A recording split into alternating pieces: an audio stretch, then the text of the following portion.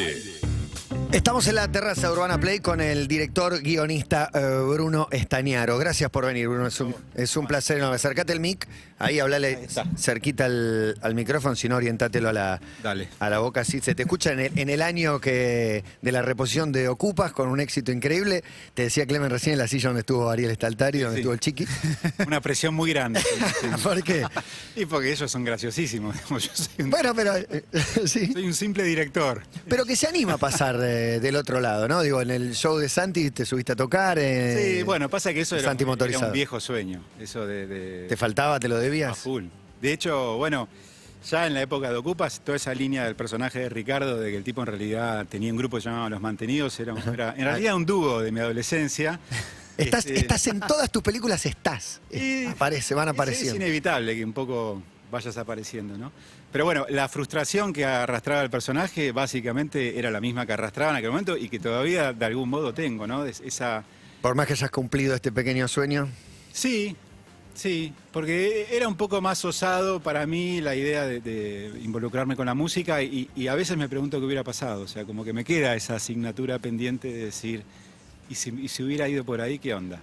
Así que cuando fue este tema del recital de Santi ahí en el Coliseo... Con la nueva música de Ocupas, digamos. O sea, el hecho de subirte a tocar un tema propio frente a tal cantidad de gente era como una pizca de lo que podría haber sido. Y en proceso el Eternauta, que tampoco nos vamos a meter demasiado ahí.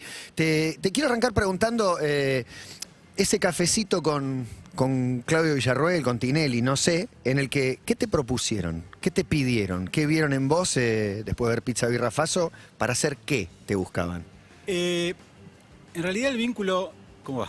El vínculo arrancó un poco antes porque como estábamos terminando Pizza, que la estábamos editando, nos habíamos quedado sin guita y yo le mando un fax a distintas productoras viendo a ver si enganchaba alguna para que... Ya el fax, buenísimo. Sí. Toma la época total. Porque aparte me acuerdo, viste, que tenías que hacerlo y le cambiabas como el encabezado, le ponías... Sí, querido Ideas del Sur. Sí, y bueno, y no me respondieron obviamente el fax, pero cuando después sale Pizza, tiempo después me convoca Claudio Villarroel primero. Yo no me acuerdo si nos juntamos, creo que fue telefónica y él me pide que si tenía alguna idea para presentarle y bueno, ahí fueron otros fax de 3 páginas con la idea germinal de lo que después iba a ser Ocupas. Vos para mí sos el primero que mostró bien un margen, como que te fuiste a los márgenes, lo mostraste bien y eso era algo que en algún momento estaba como lavado o muy caricaturesco. Y me llama la atención eso. Lo que me gustaría saber es, ¿qué fue lo que te propusiste cuando empezaste a contar historias que sucedían al margen de las historias más tradicionales que solíamos ver? Mirá, yo en lo personal, en aquel momento estaba como bastante influenciado por la lectura de... Lo que me generaba la lectura de Bukowski. Y como que fue una influencia bastante grande intentar llegar a ese registro, en donde el tipo claramente tenía como un manejo de la forma literaria, pero al mismo tiempo vos leías eso y te daba la sensación de una crudeza casi documental. Entonces eso fue algo que en su momento me llamaba la atención, intentar como romper esta cuestión de la solemnidad del habla y demás. Y justo coincidió que dos cosas. Por un lado, que haciendo un documental de Chagas, entró en contacto con un tipo que me cuenta toda la anécdota del arranque, con que arranca Pizza, y el tipo me lo contó, pero excelente. O sea, literalmente el robo es exactamente la transcripción de lo que el tipo contó, que en aquel momento lo grabé. Y después el hecho de juntarme con Adrián, que él también estaba como una búsqueda similar, por ahí una escala como más barrial, pero con esta cuestión del lenguaje... Con Adrián Caetano. Como más callejero. Entonces se dio como una feliz coincidencia ahí de la búsqueda, ¿no? Yo te quiero preguntar por los límites que tenían y los que no tenían para escribir en tiempos de corrección política, donde para el artista arriesgar ya parece casi suicida. En ese momento no había nada que te pusiera un límite, un freno. No, incluso el objeto en sí mismo que estábamos escribiendo, nosotros nunca nos imaginamos que iba a tener tanta longevidad, digamos. Estábamos escribiendo algo que, en el mejor de los casos, era un concurso de telefilm, o sea, que iba a para Canal 7. Para ser emitido una vez y ya. Entonces, como que esa presión de la mirada de los otros no la teníamos ni en pedo. Y además, la limitación temporal que suponía que el concurso terminaba, ponerle a las 4 semanas de que arrancamos a escribir. Entonces, básicamente lo importante era llegar. El cómo no tenía mucha importancia. Era más como un juego de ver si llegamos a Si presentarnos, podían. sí. Y me parece que eso quedó impregnado en lo que hicimos, porque esa inmediatez... En todo tu cine decís. Específicamente en Pizza. Y después eso se trasladó un poco a Ocupas porque... Hablemos de Ocupas un poco, porque es una cosa increíble lo que ha pasado, o no te parece increíble, tiene una lógica, una explicación No, a mí racional. me parece absolutamente mágico, definitivamente. Pero ya el hecho primero que fue mágico haber logrado terminar. Digamos, que hayamos llegado a que eso se El emita... último capítulo se emita editándose mientras sí, salía al aire. el último capítulo, ya llegar y que no haya sucedido alguna tragedia en el camino que impida que eso suceda, porque estamos corriendo muy al límite, no solamente en términos de tiempo, sino también en el mundo material, ¿no? O sea, como siempre como al filo de que algo pase que se transforme en un problema. Y bueno, creo que eso también, nuevamente, tanto como en Pizza, en Ocupas, están como bastante emparentadas en ese sentido, ¿no? Se habla mucho también, siempre se habla como no, una gran lectura de época, digo con Pizza como con Ocupas. ¿Era algo que vos te planteabas en ese momento o te iba saliendo así? Porque... No, ni en pedo. De hecho, en realidad, digamos que estaba como muy inmerso en la atmósfera que nosotros respirábamos en el ámbito donde nos movíamos. Yo me movía mucho por Corrientes y Callao, 9 de Julio, Congreso. O sea, esa era la zona en donde estábamos todo el día. En aquel momento era como mucho de deambular por esos lugares, estar todo el día en los bares escribiendo. Y me parece que eso generó que se colara la realidad por detrás, digamos, pero sin que nosotros estuviéramos como diciendo, bueno, vamos a dejar plasmado como... Que también me parece que es la manera más genuina que suceda, ¿no? O sea, Si no había especulás, una no cosa... te Lo que vas pasa a es que no hay ir. nada más difícil que ser genuino. Si te lo propones, ya no lo sos, tal vez. Pero- Y hay algo en lo que vos hacés de muy genuino.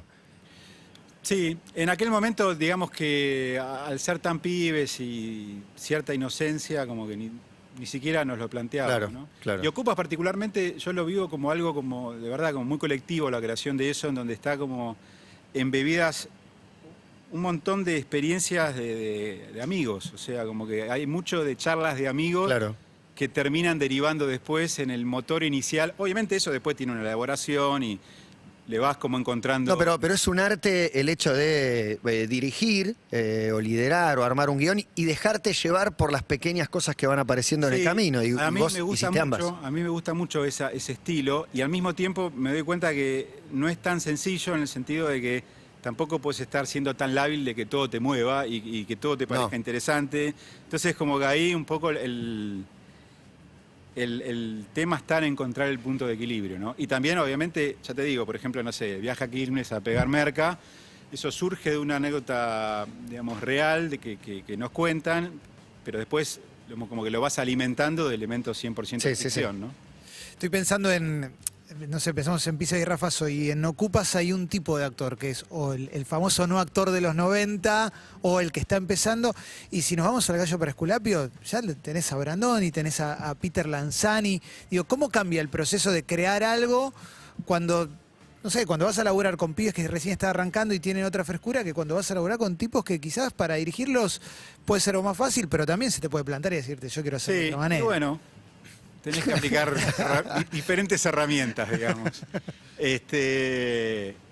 Qué cara de esto, a ver cómo te digo esto. No, es que es así, son diferentes herramientas. De golpe, para mí fue un aprendizaje también, porque viniendo de Pizza, de Ocupas, yo pensé que era un poco así todo. Y bueno, un poco lo que cuenta Ari desde el lado del actor, también desde el lado del director, ¿no? De golpe te topás con gente mucho más experimentada, que son actorazos, pero por ahí están llenos de maña. Entonces, bueno, a ver, hay una cuestión territorial ahí que tenés que definir. ¿Se detecta la maña inmediatamente? Absolutamente. Y el actor no la ve. No, pero te digo mañas, más allá de lo actoral, que seguramente también, pero te digo en la modalidad de trabajo. El vínculo. Si, por ejemplo, repito 1, 2 o 15 veces, o sea, o te hago una toma única. ¿Qué te gusta más? Y a mí me gusta repetir muchísimo. ¿Y a Brandoni? A Brandoni no le gusta repetir, por ejemplo. Entonces, ahí Lanzani había- para mí, le pedís había toma un 100 y te hace toma 100. Absolutamente. Peter te está pidiendo él. Sí, hace- haga una más por las dudas. Una más. Pero ese tipo de cosas sí hay un aprendizaje ahí. Igual yo te digo, no creo que haya un método ni que alguien la tenga tan clara como dice Chiqui, ¿no? No hay nadie que la tenga tan clara. Pero bueno, un poco hay una cuestión ahí de ir encontrando la dinámica e ir entendiendo lo que al otro le gusta, lo que no le gusta, lo que vos necesitás, y un poco vas negociando en medio de todas esas cosas, ¿no? Tomo lo que dijiste de Corrientes y Callao, 9 de julio, mucha caminata y tu idea de caminar y el lugar que tiene la ciudad, la ciudad en todo tu cine. Nombraste a Bukowski antes. Había algo, acá tengo la data como que empezaste a caminar ni bien terminó la secundaria y que nunca paraste. Sí, bueno. Acá viniste caminando. Viniste caminando. Pero era muy deambulador en esa época, sí. No, pero me gustan las historias que conseguiste en ese deambular. Sí, te diría que más que nada era como una cuestión de actitud, como dice la canción, más que encontré específicamente algo en esas. Era más como una idea de tratar de lanzarme al mundo y un poco ingenuamente esta cuestión de adquirir calle, ¿no? O sea, yo venía de... Voy con una libretita y la calle se me va a impregnar. Absolutamente. Bueno, pero caminar a la noche sin rumbo te da calle. Sí. Porque te afanaron, conociste actores que actuaron en tu película, te digo lo que dice acá. Sí, por ósmosis de alguna manera va sucediendo. Y ya te digo, yo creo que en el fondo si uno tiene como la actitud y la búsqueda, el Chango tiene una frase que me encanta, es créate una necesidad que aparecerá la herramienta, el Chango Spasiuk. Sí. Y un poco sucedió eso, ¿no? Como que arrancó con una necesidad de querer plasmar algo sin tener las herramientas y las herramientas fueron apareciendo, como por ejemplo... que siempre me acuerdo la noche en que reencontré a Rubén en la Valle, en Florida y una de esas tocando en un local, óleo para una mujer sin sombrero, sí. Y la sensación de que estaba viendo algo que en algún lado iba a ir. Lo voy a meter. Sí, Rubén, que es el muchacho sin gambas que aparecía en Pizza.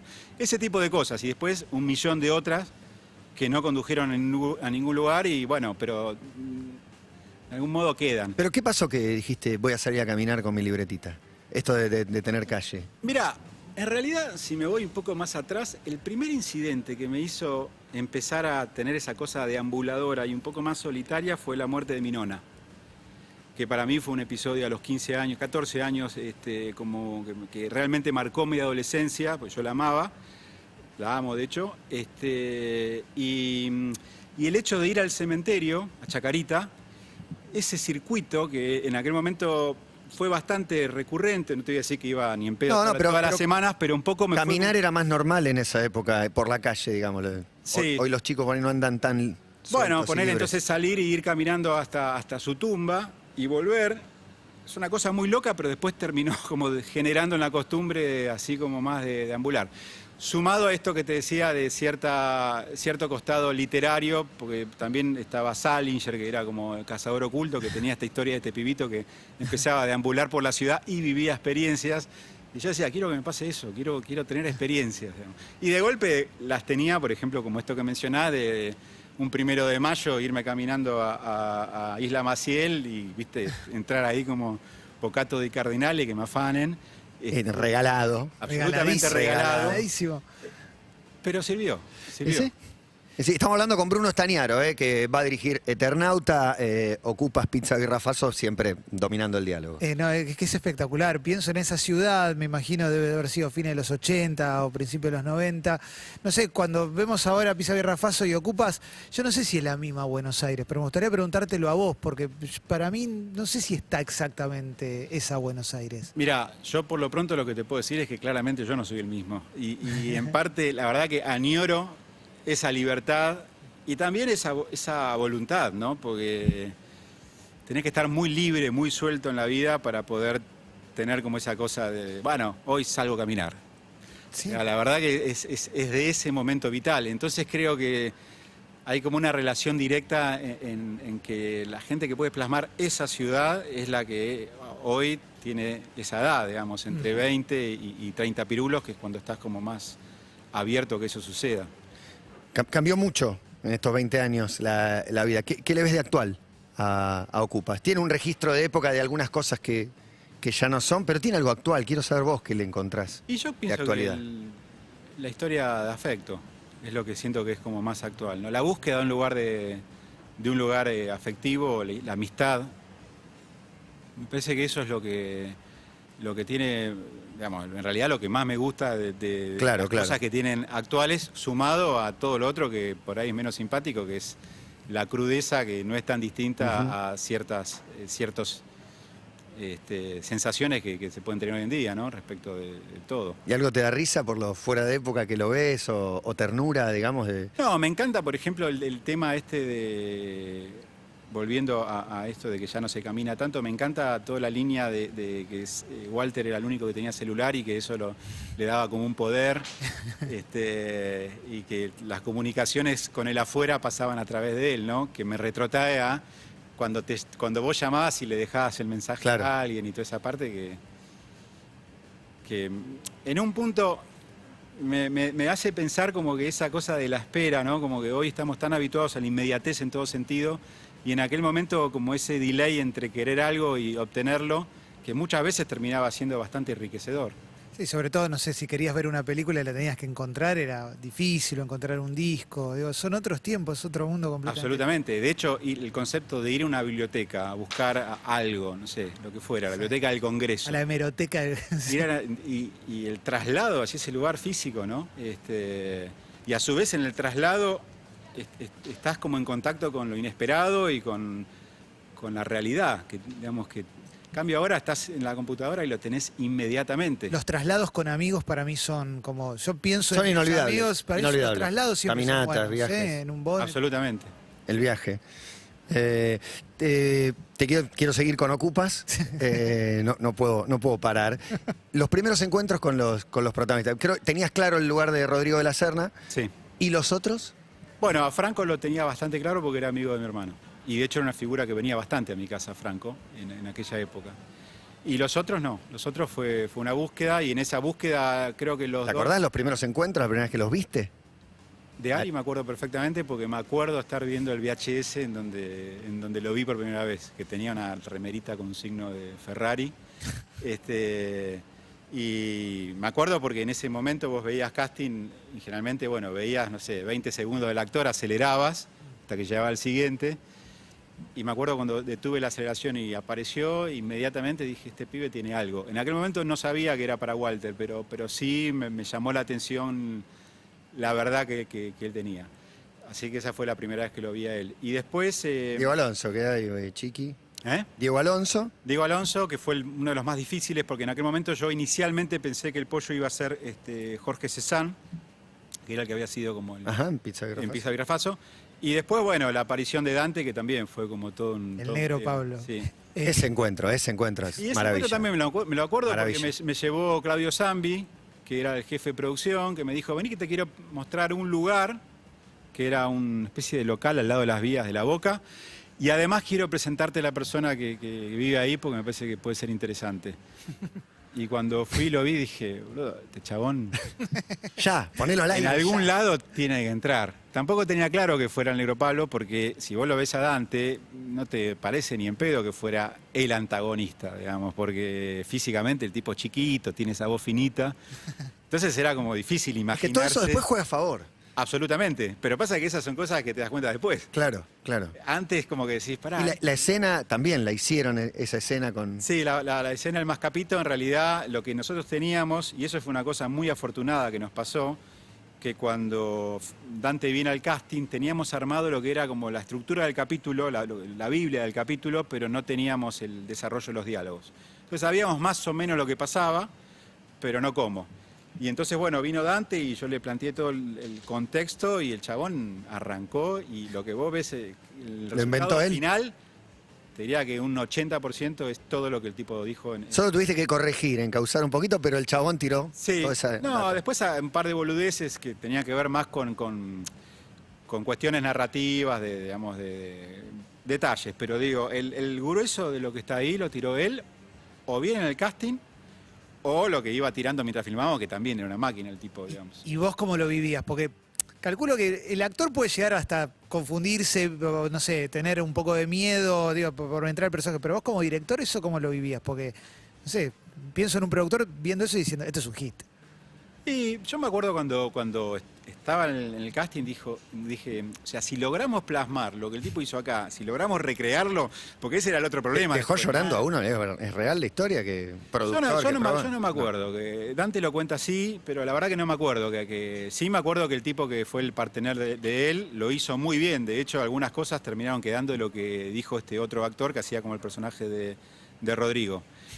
Pero además lo que tenía Dante, que es muy difícil. O sea, una cosa es cuando alguien te cuenta algo por primera vez y te lo cuenta de un modo vívido y demás, pero después eso, replicarlo y que vuelva a cobrar vida la segunda vez que te lo cuenta, que... Es lo más difícil. Absolutamente. Y entonces, bueno, ese era como el interrogante, si íbamos a lograr trasladar eso que habíamos vivido en el casting, todos los que estábamos ahí, al resultado final, y la verdad, por suerte, sí. Te hiciste a vos mismo, te construiste, pero tu viejo era director y tu madre laburaba con menores en Instituto en Garrigós, ¿no? En Sí. Instituto Garrigós. Quiero saber cuán impregnado estás de todo esto, así como la nona tiene que ver en tu cine también. Y bueno, lo de mi viejo ineludiblemente, porque ya de muy chiquitos él nos abrió ese mundo, digamos. Que eso a mí... ¿Qué era ese mundo para un chiquito? Traerte películas, ¿viste? Bueno, no al extremo lo que cuenta Franco de que él vio, no sé, creo que El espejo de Tarkovsky a los 7 años, ponele. No a ese extremo, pero sí que vas entrando en contacto con cosas que son más específicas y te van diciendo, mirá qué interesante esto. Entonces hay como una formación en relación al ojo que para mí fue determinante.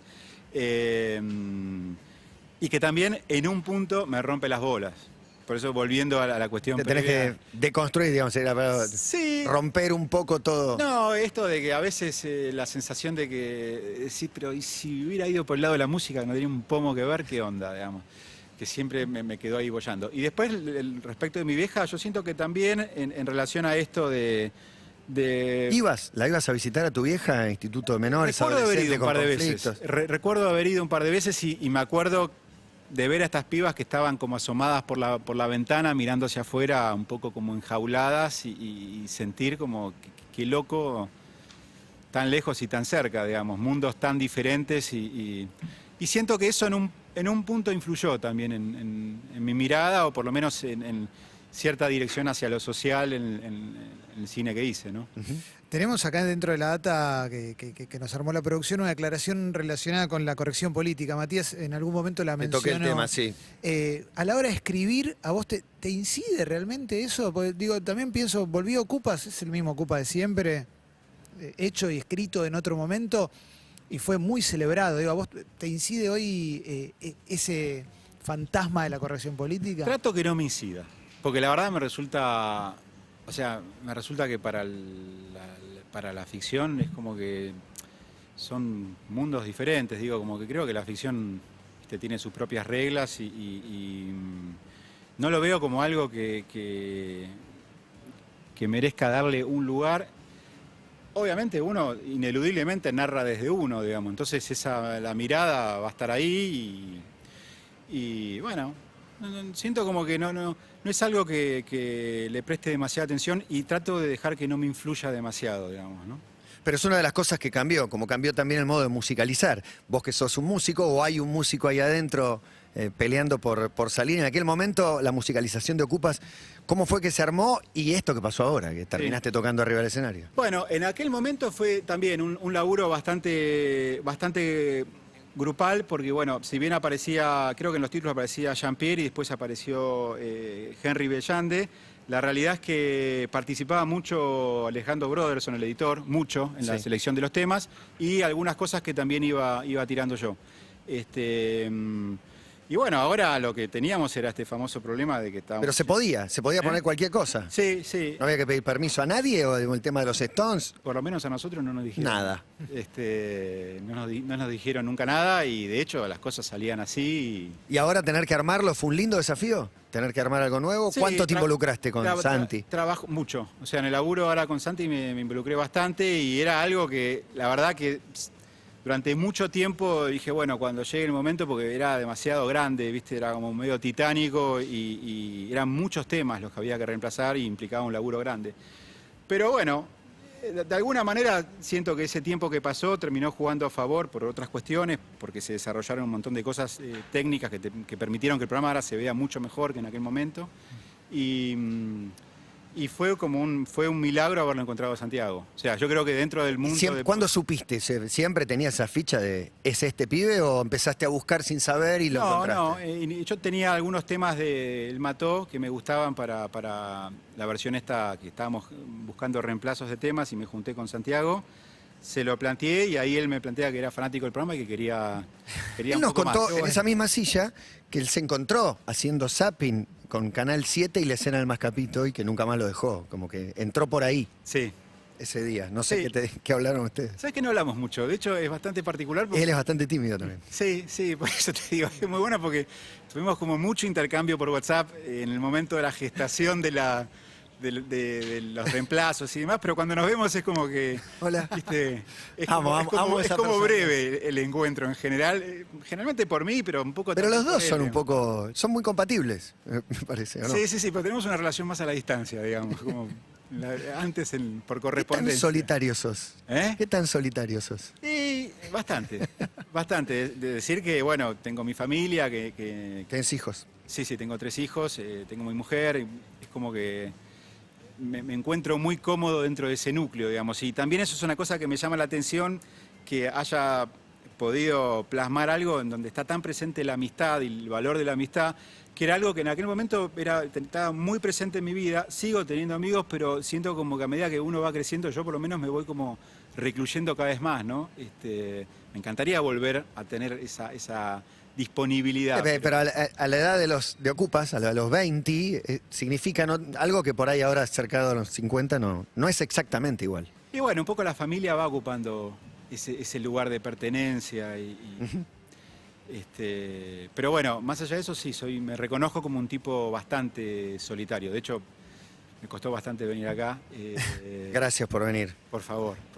Mujer, 3 hijos y Ariel Staltari, pone. Que también lo podemos sumar a la familia.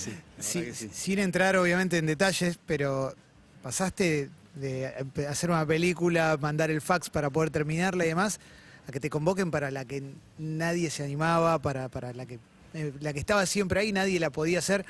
¿Qué te pasa por dentro a la hora de encarar un proyecto así, digo, como lo que va a ser Mirá, Eternauta? Para mí fue muy loco cuando, con todo este tema de Ocupas, de volver un poco a esa época y encontrar que en una de las declaraciones que hablaba de las influencias de Ocupas lo ponía el Eternauta como una gran influencia. La verdad que me había olvidado, y es real, porque si me retrotraigo a mis 10 años, el hecho de leer el Eternauta y reconocer los lugares, para mí era un flash. O sea, era hermoso, era una parte muy importante del placer de la lectura, ¿no? Entonces, en ese punto, la verdad que siento como obviamente un desafío enorme, pero al mismo tiempo como un extrañamiento, porque es muy loco que te vuelva tanto tiempo después algo que fue tan importante en tu vida cuando tenías 10 años, ¿no? Pero bueno. ¿Y el momento en que alguien te dio la idea, o hay algo que haya surgido de vos, o todo vino de afuera hacia vos? ¿Te vino a buscar el Eternauta? Mira, más o menos, fue un poco y un poco, porque en realidad yo estaba hablando de un proyecto viejo que tenía, más o menos de la época de un gallo, que se llamaba Kosovo, que era como si fuera que en el 2001 se iba todo al carajo y se instauraba como un estado de anarquía, y entonces la historia arrancaba 5 años después, en una sociedad totalmente fragmentada. Y bueno, era como una atmósfera medio como del Eternauta, pero sin poder hacer el Eternauta por el tema de los derechos. Y ese fue un poco el disparador por lo cual después me terminan ofreciendo esto de hacer el Eternauta.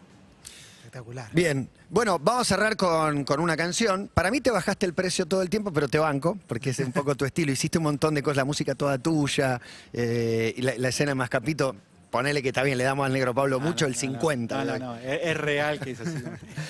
Pero bueno, vamos a poner un tema, vamos a poner My Girl, de los Stones, que significa algo para vos, ¿o no? Y por lo pronto significa el momento en que me disparó, digamos, el final de Ocupas, con lo cual es un montón. O sea, lograr entender... Ese momento tuyo, ¿me lo contás? ¿Cómo estabas escuchando? ¿Qué pasó? ¿Vino? ¿Iba manejando? Cuando tenía una oficinita en el centro que era como bastante lúgubre y cuando escribía me ponía Flowers de los Rolling y bastante, te diría que bastante pronto en el proceso de escritura de Ocupas, como si fuera cuando estábamos escribiendo el capítulo 2 o 3, cuando escucho My Girl, de golpe se me configuró como todo el final con el tema de la pausa del tocadisco y lo del vitro y todo eso. Así que fue como un regalo. Siempre asocié como que el tema me lo trajo, digamos, ¿no? Así que es un tema que quiero mucho. Gracias por venir. Vale muchísimo para nosotros este esfuerzo Por favor. que hiciste. Muchas gracias. Gracias. Bruno Estañaro, un lujo poder charlar con él y este momento es una maravilla. Vuelvan a verlo. Está en Netflix, se llama Ocupas. Ya venís.